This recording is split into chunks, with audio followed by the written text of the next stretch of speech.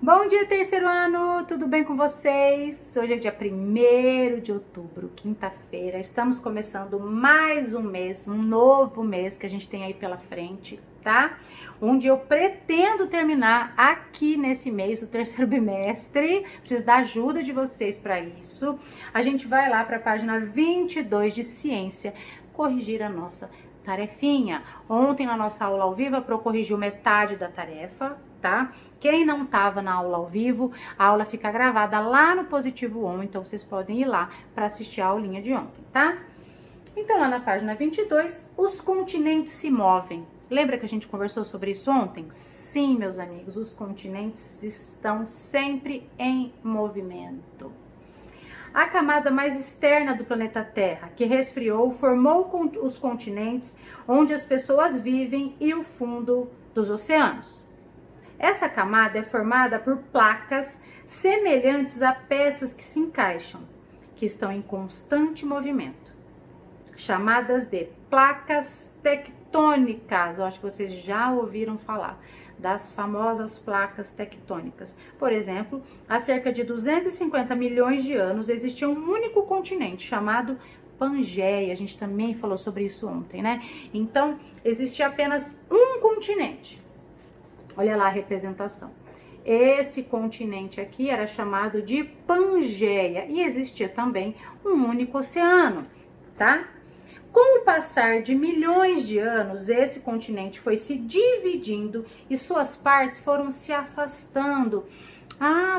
Então é por isso que quando eu olho para o planisfério, parece que os continentes podem se encaixar. É por isso sim, porque um dia, há milhões de anos atrás, ele era um único continente que foi se separando e se dividindo, tá?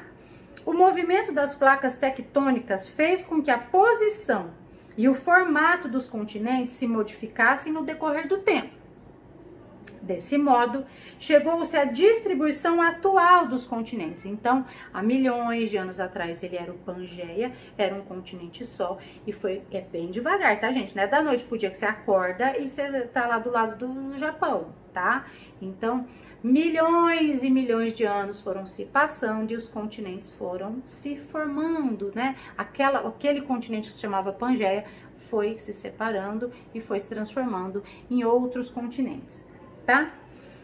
Os quais continuam se movendo muito lentamente, mesmo que não possamos sentir. Então, a gente não sente, mas agora, nesse momento, estamos sim em movimento, ok? Então, agora, a representação da distribuição atual dos continentes. A de cima é a representação do Pangeia e aqui embaixo a representação atual. Por que os continentes se movem? Lembre-se de que o interior da Terra é muito quente. Lembra do núcleo da Terra, que é mais ou menos 5.000 graus Celsius. Nós estamos aqui nesse momento, o quê? 35, 36, estamos todos derretendo de calor. Então, se com 36 graus Celsius, 40, eu quase morro de calor, 5.000 graus Celsius é extremamente muito quente, né? E esse calor que causa o movimento do manto e, consequentemente, das placas tectônicas. Então, o manto, a Pro falou ontem para vocês que algumas partes são sólidas e outras não. Então, esse movimento vai mexendo as placas tectônicas. Tal movimento também provoca outros fenômenos observados na superfície da Terra, como a erupção de vulcões, terremotos e a formação de montanhas. Então, quando a gente fala, teve um terremoto lá no Japão, lá nos Estados Unidos, esse terremoto, o que foi? A Terra se mexeu, mas o continente se mexeu, mas não tão devagar, tão lentamente. Se mexeu de forma mais rápida. E o que aconteceu? Tremeu tudo, né? Terremoto. Seres do passado. Conforme você estudou, a Terra nem sempre foi como é na atualidade. Além das mudanças na posição e no formato dos continentes, as espécies de seres vivos encontradas em nosso planeta também mudaram. Plantas, animais e micro-organismos que viveram no passado desapareceram há milhões de anos, assim como aconteceu com os dinossauros.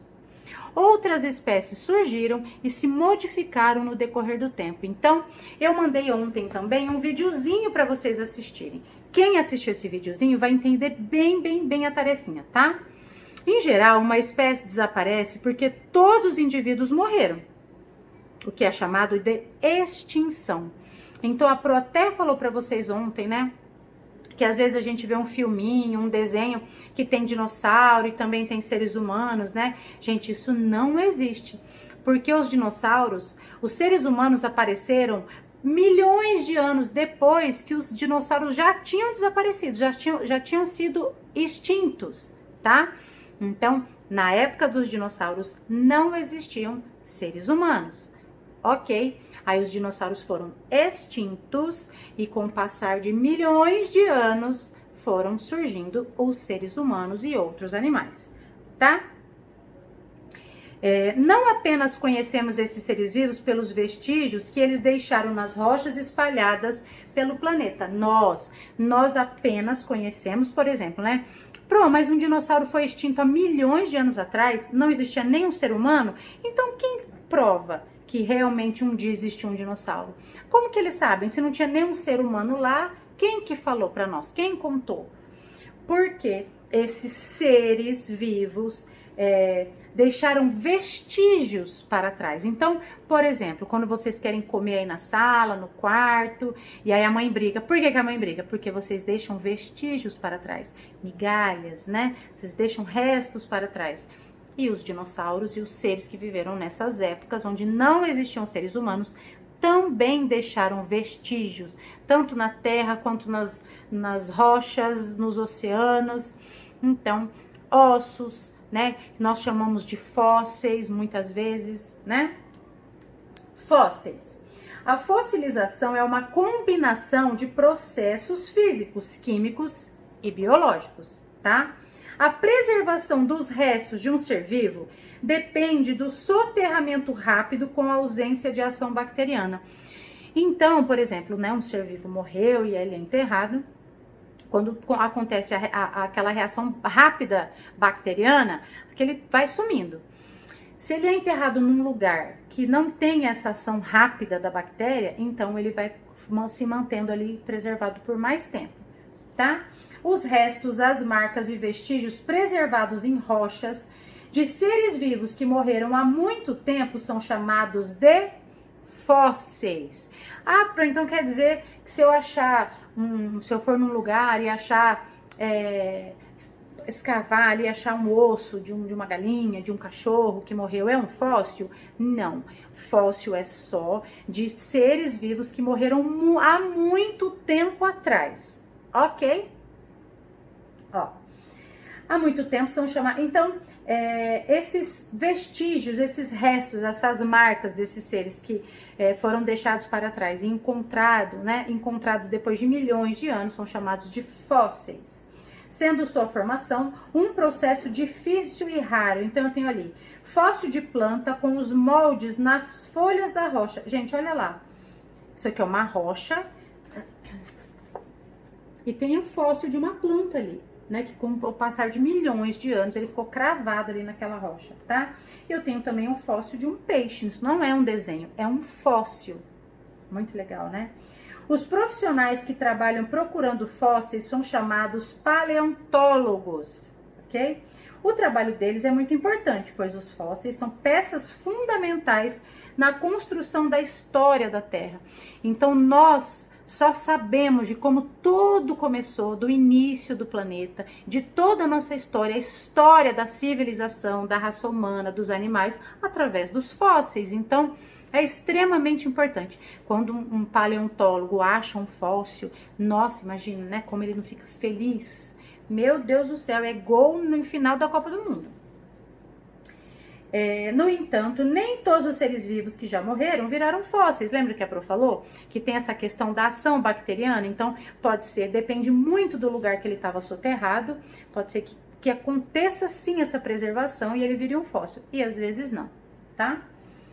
Da imensa variedade de seres que já existiram na Terra, poucos se fossilizaram, ou seja, a maioria deles foi decomposta ou destruída totalmente. Então, quer dizer que pode ser que existiu um animal bem esquisito e que a gente nunca vai ficar sabendo? Pode ser sim, pode ser sim. Você sabia que além de restos de seres vivos como ossos, dentes, conchas e folhas, existem fósseis que são fezes petrificadas de animais, chamados de coprólitos? Sim, é verdade. E os cientistas lá, os paleontólogos, ficam muito felizes quando eles encontram esses cocôs petrificados dos animais, porque dá para pesquisar muita coisa ali.